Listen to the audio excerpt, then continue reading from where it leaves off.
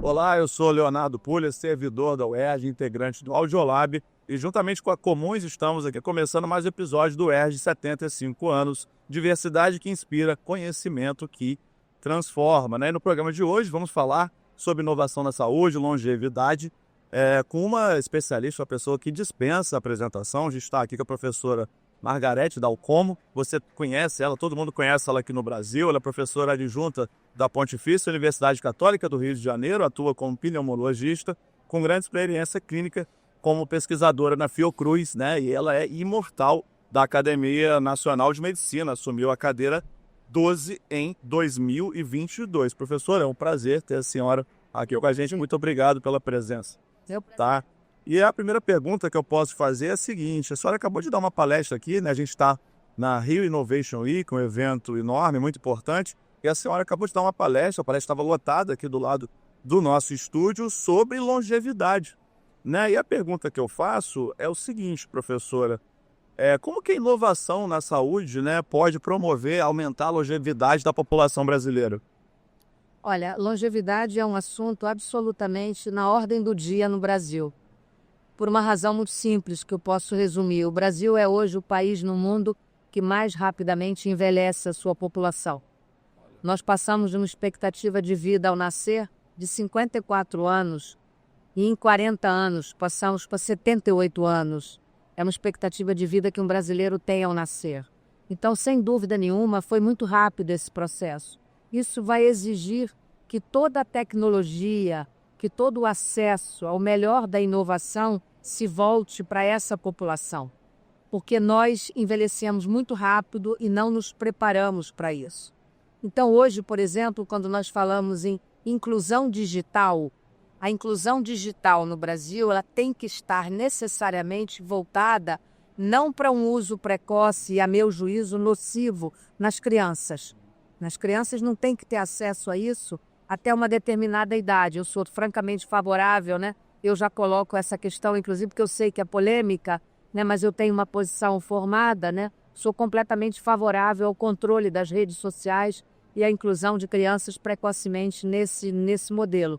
Mas a pessoa idosa, ao contrário, ela precisa disso. É preciso que a nossa juventude esteja preparada não apenas para acolher a população que envelhece, mas, sobretudo, para dar a ela acesso ao melhor da inclusão. E essa inclusão, necessariamente, que vai recolocá-la no mercado de trabalho, né? Para que nós não continuemos a falar de uma retórica que me incomoda, me constrange, da chamada economia de prata, né? Isso, economia prateada. Economia prateada é um privilégio de muito poucos, porque, na verdade, envelhecer sendo pobre é muito ruim, é muito desigual. Então, incluir essas pessoas, né, e a inclusão digital, todos os mecanismos modernos que nós temos de tecnologia, de inovação, fazem parte dos projetos. Há projetos muito inovadores hoje no Brasil, né? A própria Agência Nacional de Saúde tem um programa de inclusão digital que começa agora voltado especificamente para a população idosa. Então, assim, longevidade é um fato no Brasil e inovação seguramente tem que casar-se com essa longevidade para que nós possamos envelhecer melhor. E no caso da promoção da inclusão digital com a pessoa idosa, isso passa por formação, por capacitar o idoso a utilizar a tecnologia e também por baratear o acesso a esses equipamentos? Ah, com certeza, né? Você já deve ter visto um avô ou um tio, alguém que muito feliz diz assim para você, né? Eu fico muito feliz quando eu vejo meus pacientes no SUS, na Fiocruz, onde eu trabalho, e dizem assim: eu posso mandar o meu resultado do meu exame por WhatsApp para a senhora? Mas ele fala isso como se ele estivesse falando uma coisa da mais alta complexidade. E eu fico muito feliz que ele possa fazer isso. Alguém ensinou a usar essa tecnologia. E essa tecnologia ela é inclusiva. Como é inclusivo também preparar essas pessoas que estão perfeitamente lúcidas, que já se aposentaram por razões do seu tempo de serviço, etc., mas que seriam muito úteis à sociedade se elas pudessem continuar trabalhando, se elas fossem reaproveitadas no mercado de trabalho. E para isso elas têm que ser incluídas digitalmente, porque forçosamente elas precisam ter conhecimento disso. E é preciso que os nossos jovens tenham essa sensibilização, que a família brasileira se prepare para permitir que o idoso que mora com ela, na qual nem ela está preparada para cuidar, para assistir ou para dar uma chance a ele de incluí-lo. E aí, forçosamente, será a inclusão digital dessas pessoas. Perfeito. E um dos desafios, né, é a disseminação de informação falsa pelas redes sociais. A senhora acha que, especialmente na área da saúde, a senhora é uma referência na época da Covid, teve muita desinformação circulando nas redes sociais. A senhora acha que a população idosa ela é mais vulnerável à informação falsa, porque ela vem de um paradigma comunicacional diferente? Como lidar com esse desafio? Totalmente. Ela é vulnerável, ela é vítima, né? Você vê que se você fizer uma enquete, por exemplo, e ver o número de pessoas que caem naquele golpe que é velho, conhecido, né? De alguém ligar ameaçando, dizendo estou com seu filho sequestrado, Sim. ou telefonema de banco, né? Então é preciso que os meios de comunicação também tenham um compromisso voltado para essa população. Os meios de comunicação, que eu digo, é falado, escrito, televisivo, rádio, que façam alertas permanentes. Gente que eu quero dizer é gente idosa, Sim. que são os que mais caem nesses golpes. Banco não liga para você, Exato. banco não usa telefone, banco não manda e-mail, não respondam a nada. Quando alguém ligar com aquela voz melíflua, quase te convencendo, não caiam nisso porque é golpe, né? Porque hoje em dia isso está muito sofisticado. A tecnologia do fake, Sim. do nocivo, ela se sofisticou numa velocidade, numa proporção muito maior do que as tecnologias chamadas do bem. Exato. Para a inteligência artificial, o desafio é ainda maior, né? Então, a inteligência artificial, por exemplo, é algo que pode ser bem usado, né? Eu tenho clientes, pacientes que eu cuido, que são pessoas mais idosas, e eles me contam tudo, né? Doutora, eu vim aqui porque eu tenho a doença X, né? E eu fui buscar na inteligência artificial, aí eu falo, mas qual que o senhor usou? Aí ele fala uma qualquer, eu falo, não, procura nesse daqui, que essa fonte é melhor. Perfeito. Aliás, com isso eu quero dizer que no ano 2000, o grande autor Humberto Eco, que todo mundo conhece, Humberto Eco, naquela época, quando a internet ainda era totalmente incipiente, ele escreveu um texto magistral onde ele já dizia: nós vamos ser vítimas se não soubermos, não tivermos uma base de informação elementar, pelo menos, para saber discriminar o que a tecnologia vai nos trazer, para o bem e para o mal. E, infelizmente, a população mais idosa ela é a vítima maior. Então, a inclusão dessas pessoas na boa informação, para que elas saibam separar o joio do trigo, né? O fake do verdadeiro, é muito fundamental, é democrático, é justo, e a sociedade brasileira, as famílias brasileiras precisam se preparar para isso. Perfeito. E a senhora falou, né, que aumentou a expectativa de vida da população brasileira, então mudou a base demográfica da nossa sociedade. Totalmente. É. Não tem mais pirâmide. Não existe Não é mais aquela pirâmide. Não, é um barril agora. A forma nossa é um barril, na qual a parte mais larga é a gente que tem hoje entre 30 e 50 anos e que daqui a 15 anos o Brasil será um país em que 40% da população terá 60 anos ou mais. E qual o desafio? O Brasil será um país de idosos. E qual o desafio isso é colocado diante dos nossos governantes para planejar o futuro da nossa nação? Tem que pensar no futuro, mas é um futuro que já chegou. Não é mais futuro, é hoje, né? É hoje. Os médicos têm que ser preparados, a família tem que ser alertada, as próprias pessoas têm que ser preparadas para o seu autocuidado. Eu, da minha idade, eu tenho que estar preparada como uma pessoa que não tem filhos para envelhecer e saber me cuidar. Ter um sistema que eu possa pedir socorro, né? Esses sistemas de telehelp, etc., isso é fundamental, mas para isso tem que ter acesso das pessoas. Isso é hoje uma coisa ainda muito elitizada. Quem tem telehelp no Brasil é quem pode pagar por ele. E, na verdade, esse sistema, como existe disque denúncia, Sim. não existe um disque denúncia que é só para a pessoa idosa? Eu falei isso na minha palestra. Você sabe quantos chamados teve no disque denúncia que denuncia maltrato de pessoas idosas nos últimos 5 anos? 115 mil chamados de pessoas que assistem, que veem e que denunciam para que alguém vá assistir essas pessoas. Isso é um absurdo. Ou seja, nós estamos tratando muito mal nossas pessoas. Então, é só que tu falou agora de idosos que estão numa situação de vulnerabilidade, né? Expostos à violência. Quando o idoso precisa de um cuidado de terceiros, né? Qual é o melhor caminho? A família cuidar ou a casa de acolhimento pode ser um caminho, né? Tem o Estatuto da Pessoa Idosa. Como é que é só ver essa situação? O Estatuto da Pessoa Idosa é algo que já existe no Brasil desde 1994. Olha como já é velho, né? E as pessoas nem sabem. Muita gente aqui me perguntou se isso não era novo. Não, não é novo, gente. Não é novo. Isso foi apenas ratificado agora, recentemente, sem que os princípios básicos desse estatuto tenham sido modificados. Então, é muito importante que as pessoas entendam que, na verdade, o ideal seria que essas pessoas fossem acolhidas e tratadas, mas a família não está preparada. A família não está preparada para ter uma pessoa idosa. Nós nem sequer temos problemas elementares. Nós estamos aqui falando de inovação e eu vou falar de algo tão anterior a isso, que se chama saneamento básico. Amanhã eu vou participar de uma discussão sobre saneamento e saúde. Sem saneamento básico, você não tem como cuidar de uma pessoa idosa, acamada.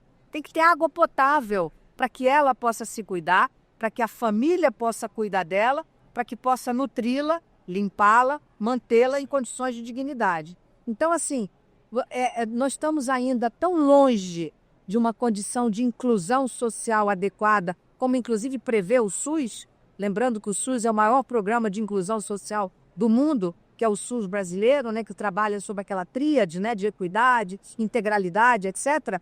Então, assim, é preciso que nós entendamos, nós estamos muito longe da inovação ser aplicada, deixar de ser uma retórica para ser uma verdade aplicada no cotidiano das nossas populações. A gente tem muitos casos de abandono emocional da família, mas às vezes, mesmo a família que tem todo o cuidado com a pessoa idosa, ela não tem condições de cuidar, de dar o cuidado adequado. Porque a pessoa não tem recurso e não O Estado para tem cuidar que prover. O Estado brasileiro tem que entender que ele tem que voltar, né? Eu diria que nós hoje precisamos mais de gerontólogos e geriatras do que de pediatras. Sim. Eu estou brincando, claro, eu não estou com isso abandonando não, porque como eu disse, quem é que vai cuidar de nós? Eu tenho que cuidar muito bem das crianças e dos jovens, porque são eles que vão cuidar de nós. E é por isso que eu sou tão crítica também, em termos de inclusão e de inovação, com esses modelos de formação médica que estão se aprovando no Brasil, com faculdade de medicina de péssima qualidade, que na verdade não incluem nada. Estão formando médicos que vão excluir pessoas, que não vão incluir ninguém, que não são capacitados sequer a lidar com o que há de melhor na inovação. E a inovação não é só inovação tecnológica, é inovação na maneira de aprender, na maneira de apreender, na maneira de se comunicar. Eu dei um modelo, numa das meus slides, eu mostrei qual é o modelo do profissional de saúde do futuro. É aquele que vai saber trabalhar com a inteligência artificial, com a inteligência emocional, com a inovação, mas é aquele, sobretudo, que vai aprender a usar isso em benefício do seu semelhante, sem retórica. Perfeito. A senhora está falando de um problema na formação do profissional de medicina. A senhora acha que piorou o ensino da medicina ou é um problema no perfil, na seleção do perfil do jovem que quer fazer medicina? Não, é que piorou a qualidade do ensino. Piorou muito, piorou. Há uma insensibilidade, há um apartamento da realidade muito grande entre um jovem que tem acesso à tecnologia, que tem acesso às melhores inovações do ponto de vista, mas ele se ilude. Ele acha que lidar com redes sociais vai colocá-lo num mercado de trabalho que é cruel. Sim. E que vai exigir dele, se ele quiser ser médico, uma formação para a qual ele absolutamente não está preparado. Ele não passa numa seleção de uma grande universidade se ele não tiver um conhecimento técnico que o faça capaz de discernir o que é uma informação, digamos, não exatamente fake ou mentirosa, mas uma informação sem base, superficial, enfim, leviana, de certa maneira, de uma informação realmente embasada nos melhores princípios científicos, éticos e humanísticos. O governo federal, recentemente, ele facilitou a abertura de novos cursos de medicina, né? visando aumentar o número de médicos no país. A senhora acha que isso é uma boa notícia, porque aumenta o número de médicos, ou isso ainda prejudica ainda mais essa fragilidade na formação, no ensino? Não, é uma péssima notícia, porque isso vai jogar no mercado, como já há uma realidade, né? Se nós olharmos os dados, por exemplo, do que é aprovado no Revalida, Sim. né? O Revalida não aprova mais de 20% dos candidatos a cada ano nos últimos anos. Então, isso significa que nós estamos gerando um problema. Sim. Então, por isso é que eu sou contra se punir, né, o aluno que sai ou o egresso que sai desses cursos, né? Porque ele precisa trabalhar, essa pessoa, né? Quem tem que ser selecionado criteriosamente para sua autorização de abertura são as escolas médicas, né? Não pode a escola médica virar um negócio de grandes conglomerados que auferem muito lucro e ganham muito dinheiro com isso, né? Isso é uma relação, a meu juízo, equivocada, né? Isso não pode. Quer dizer, as escolas médicas têm que passar por critérios de seleção, proporção de professores qualificados, qualidade do ensino, que seja permanentemente avaliado. Ou nós vamos criar um problema. Acabamos de aprovar agora o teste de proficiência, por exemplo, como tem nos cursos de direito com a OAB, né? Isso foi aprovado agora recentemente. Isso cria um problema para nós, um problema a mais. Porque e os que não forem aprovados nos testes de proficiência? Eles terminaram o curso, mas eles não vão ter CRM. Eles vão fazer o quê? Esse igual advogado que não tem OAB não pode advogar. Mas esse não mata ninguém, esse não vai cuidar de ninguém. Esse pede um colega para auxiliar, ajuda na elaboração de um parecer, e outro carimba com o carimbo da OAB. Mas e na medicina? Essas pessoas vão fazer o quê? Elas vão continuar tentando? Vão fazer? Possivelmente sim. Então essa é uma questão muito complexa. Os testes de proficiência são algo muito complexo que precisa ser ainda bastante melhor amadurecido no Brasil. A gente está caminhando já para o final do nosso podcast. Eu queria saber se a senhora tem algum recado de assistido pela comunidade acadêmica, por jovens, né? Qual recado a senhora gostaria de passar para quem está nos assistindo? Olha, a comunidade da UERJ é muito querida para mim, né? Então, o que eu quero dizer é para os jovens, assim, né? Em primeiro lugar, não sejam condescendentes com você mesmo. Sejam muito exigentes, né? Eu fui primeira aluna da classe muito tempo da minha vida.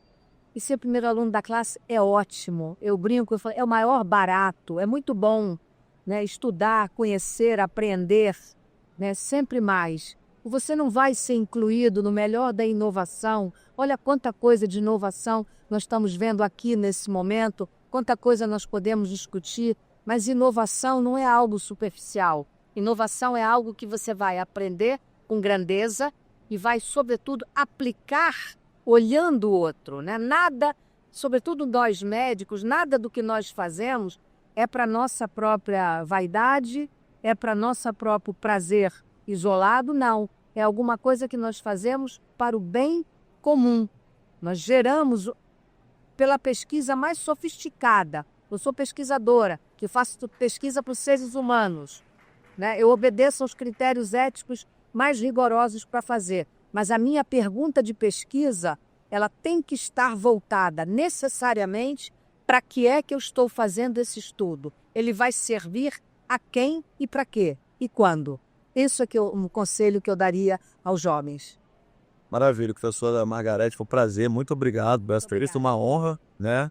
Enfim, a gente conversou com a professora Margarete Dalcomo, queria agradecer a você que ficou ouvindo a gente por aqui nesse episódio, o UERJ 75 anos, agradecemos a companhia dos nossos internautas, a presença da professora. A UERJ 75 anos, diversidade que inspira, conhecimento que transforma, é uma parceria da UERJ com a Secretaria de Estado de Ciência, Tecnologia e Inovação. Além deste programa, temos mais 17 temas para inovação e tecnologia disponíveis aqui no canal do YouTube da Secretaria de Ciência, Tecnologia e Informação. Eles falam sobre a atuação da UERJ, do ensino básico ao superior, com foco na formação profissional, cidadã, pesquisa e inovação.